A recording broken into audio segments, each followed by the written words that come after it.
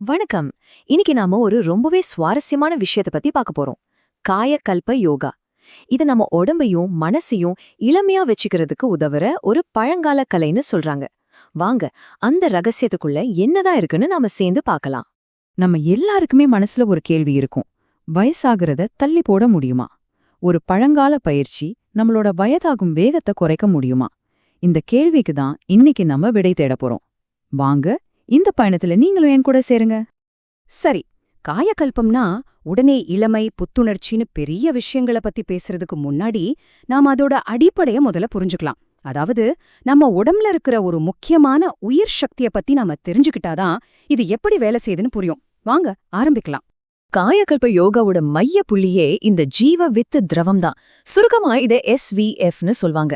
இது ஏதோ சாதாரண ஒரு உடல் திரவம்னு நினைச்சிடாதீங்க. இது நம்ம உடலோட மிக மிக சக்தி வாய்ந்த உயிர் சக்தி ஆற்றல்.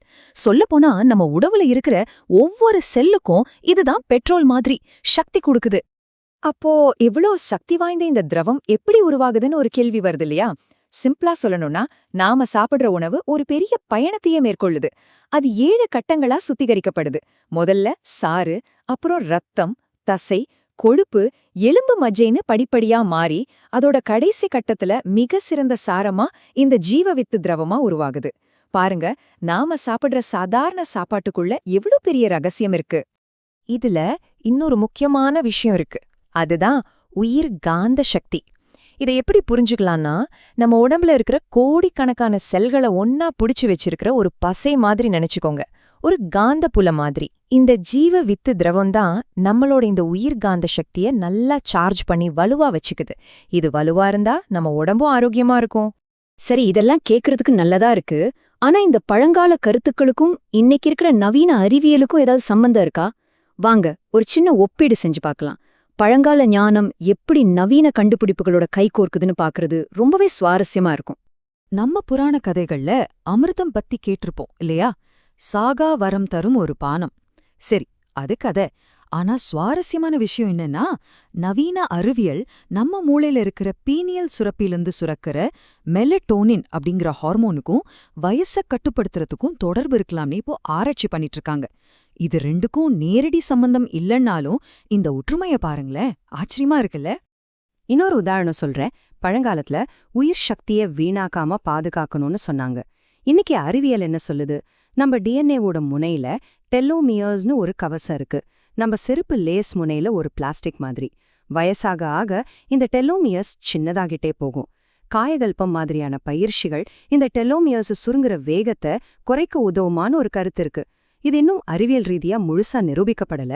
ஆனா இது யோசிக்க வேண்டிய ஒரு விஷயம் தானே. அப்போ காயகல்பத்தோட முக்கிய நோக்கம் என்ன? ரொம்ப சிம்பிள். நம்மளோட உயிர் சக்திய வீணா சிதற விடாம அதை மேல் நோக்கி கொண்டு போறதுதான். எதன் வழியா? நம்ம உடம்புல இருக்கிற 7 சக்தி மையங்கள், அதாவது சக்கரங்கள் வழியா. நம்ம உடம்போட அடிப்படையில இருக்கிற மூலாதாரத்திலிருந்து ஆரம்பிச்சு உச்சி தலையில இருக்கிற சஹஸ்ராரம் வரைக்கும் இந்த ஆற்றலை கொண்டு போறது. இது ஒரு மாதிரி அடிப்படை உணர்ச்சிகள்ல இருந்து ஒரு உயர்ந்த நிலைக்கு போற ஒரு பயணம் மாதிரி. சரி, தத்துவமெல்லாம் நல்லா இருக்கு. ஆனா இது செய்யறதுக்கு ஏதாவது வழி இருக்கா? இந்த உயிர் சக்தியை எப்படி பாதுகாக்கிறது? எப்படி மேல் நோக்கி திருப்புறது?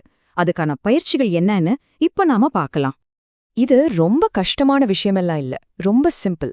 முழு காயகல்ப பயிற்சியுமே 3 முக்கியமான நுட்பங்களை மையமா வச்சுதான் உருவாக்கப்பட்டிருக்கு. யாரு வேணும்னாலும் இதை சுலபமா கத்துக்கலாம். முதல் டெக்னிக் அஸ்வினி முத்ரை. இது இடுப்பு பகுதி தசைகளை சுருக்கி விரிக்கிற ஒரு பயிற்சி. நீங்க கேள்விப்பட்ட கீகல் எக்ஸசைசஸ் மாதிரிதான். ஆனா இது வெறும் உடற்பயிற்சி மட்டும் கிடையாது. இது நம்ம உடம்புல ஆற்றல் ஓட்டத்தை சரி செஞ்சு முக்கியமா நம்ம நரம்பு மண்டலத்தை அமைதிப்படுத்த ரொம்பவே உதவுது. 2வது மூலபந்தம். இதுக்கு ஒரு அருமையான உதாரணம் சொல்லலாம். ஒரு அணைய கற்பனை பண்ணிக்கோங்க. அணை என்ன பண்ணும்? தண்ணிய தடுத்து நிறுத்தி அதை மின்சாரம் தயாரிக்கவோ விவசாயத்துக்கோ திருப்பி விடும் இல்லையா? அதே மாதிரிதான் இந்த மூலபந்தம். நம்மளோட உயிர் சக்திய கீழ் நோக்கி வீணாகாம தடுத்து ஒரு பூட்டு போட்டு அதை உடம்புக்கு புத்துணர்ச்சி கொடுக்க மேல் நோக்கி திருப்பி விடுது. இதுக்கு பேருதான் ஆற்றல் பூட்டு. 3வது ஓஜஸ் மூச்சு. இத வெற்றி மூச்சுன்னு சொல்வாங்க. இது ஒரு ஸ்பெஷலான மூச்சு பயிற்சி. நம்ம தொண்டையோட பின்பகுதியை லேசா சுருக்கி மூச்சு விடும்போது கடல் அலை மாதிரி ஒரு மெல்லிய சத்தம் கேட்கும். இந்த சுவாசம் நம்ம உடம்புல ஆற்றலை அதிகப்படுத்தி நம்மளோட உயர்வான சக்கரங்களை செயல்பட வைக்கிறதுக்காகவே வடிவமைக்கப்பட்டது. சரி, இதெல்லாம் செய்யறதுனால உண்மையிலேயே ஏதாவது பலன் இருக்கா? கண்டிப்பா இருக்கு. இங்க பாருங்க, இது ஒரு ஆய்வு முடிவு. PCOS பிரச்சனை இருந்த ஒரு பெண் வெறும் 6 மாசம் காயகல்ப யோகா பயிற்சி செஞ்சிருக்காங்க. ரிசல்ட் என்ன தெரியுமா? அவங்களோட உடல் எடை கணிசமா குறைஞ்சிருக்கு. ரத்த சர்க்கரை அளவு நார்மலுக்கு வந்திருக்கு. ஒழுங்கற்ற மாதவிடாய் சுழற்சி சீராகி PCOS அறிகுறிகள் முழுமையா குணமாயிருக்கு. இது எவ்ளோ பெரிய மாற்றம் பாருங்க. அப்போ இந்த பயிற்சி உடம்ப சரி பண்றதுக்கும் வயசு குறைக்கிறதுக்கு மட்டும்தானா? இல்லவே இல்ல. அதையும் தாண்டி இதுக்கு சில பெரிய நோக்கங்கள் இருக்கு. இது வெறும் உடல் சம்பந்தப்பட்ட விஷயம் மட்டும் இல்ல. இதோட முழுமையான நோக்கங்கள் என்னன்னா, நம்ம டென்ஷனையும் மன அழுத்தத்தையும் குறைக்கிறது, நம்ம உணர்ச்சிகளை ஒரு கட்டுப்பாட்டுக்குள்ள கொண்டு வர்றது, நம்ம மனசுல ஒரு தெளிவையும் சிந்தனை திறனையும் அதிகப்படுத்துறது, கடைசியா நமக்குள்ள ஒரு ஆழமான அமைதியை உருவாக்குறது. சொல்லப்போனா இது ஒரு முழுமையான சுய முன்னேற்ற பயிற்சி. இந்த முறையை நமக்கு எளிமையா கொடுத்த யோகராஜ் வேதாத்ரி மகரிஷி ரொம்ப அழகா ஒரு விஷயம் சொல்றாரு. ஜீவவித்து திரவத்தை மறுசுழற்சி செய்து மேன்மைப்படுத்துவதன் மூலம் உங்கள் மனம் வலிமை பெறுகிறது, மனநிறைவு நிலைத்து நிற்கிறது.